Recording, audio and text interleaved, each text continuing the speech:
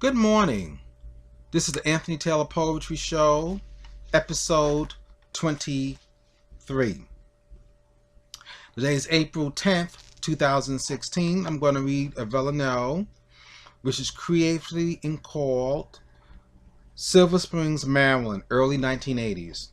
Silver Springs, Maryland, what a quick getaway from college life while I was attending Howard University. Silver Springs, Maryland, a quick stop and shop from the District of Columbia. Silver Springs, Maryland, I will never forget that city. To the north of the district, Silver Springs, Maryland, was the next and closest city out of the district. My current memory of Silver Springs is faint as I write this villanelle. A small city of streets and high rises to house people while they work at their jobs. I recall a very small shopping mall in the city at that time before they became mega shopping attractions across the United States. Silver Springs, Maryland, a small shopping mall that grabbed my attention while I visited the city of Silver Springs. There was a model shop where various types of models were sold. I recall seeing the model of the rocket and spacecraft that propelled the United States astronauts to the moon in the year 1969. The rocket was called the Saturn V. The spacecraft, was called Apollo 11, if I remember correctly. Silver Springs, Maryland. I was so excited to see this beautiful spacecraft as a model to assemble and display that I was eager to purchase it. However, after having a conversation with mother, she informed me that I was a young man at Howard University to pursue a degree. She also stated that I should leave my childhood alone and focus on the future.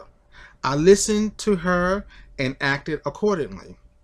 Silver Spring, Maryland, a quick stop and shop not only from the District of Columbia, but a quick stop and shop from my childhood to my young adulthood at that time.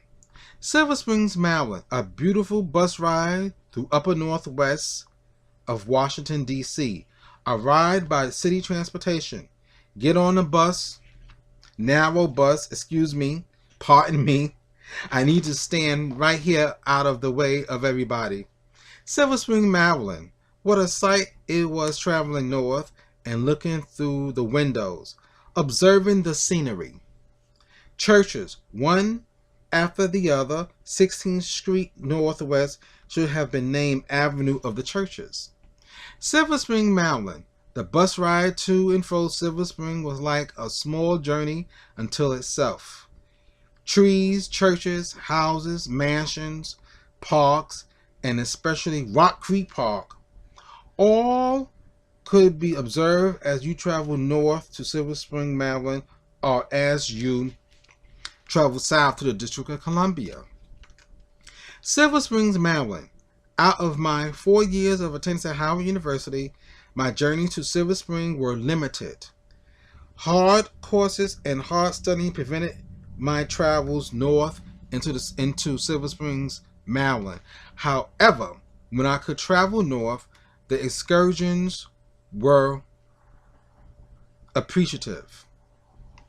Silver Springs, Maryland. I wonder how much the city has grown since I left the district. I remember the small stores in the mall and those apartments. Behind the apartments, there were trees and roads that led into various directions. Silver Springs, Maryland. I do believe I met one student from Silver Springs, Maryland at Howard University during my attendance. If I recall, the student had a friendly presence about herself. Silver Springs, Maryland. Oh, how do I remember seeing the signs on Interstate 95 heading south when my father drove me to Washington, D.C. to attend classes at Howard University. Silver Springs, Maryland, 40 miles. Silver Springs, Maryland, 30 miles. Silver Springs, Maryland, 20 miles. And then the last sign indicating to the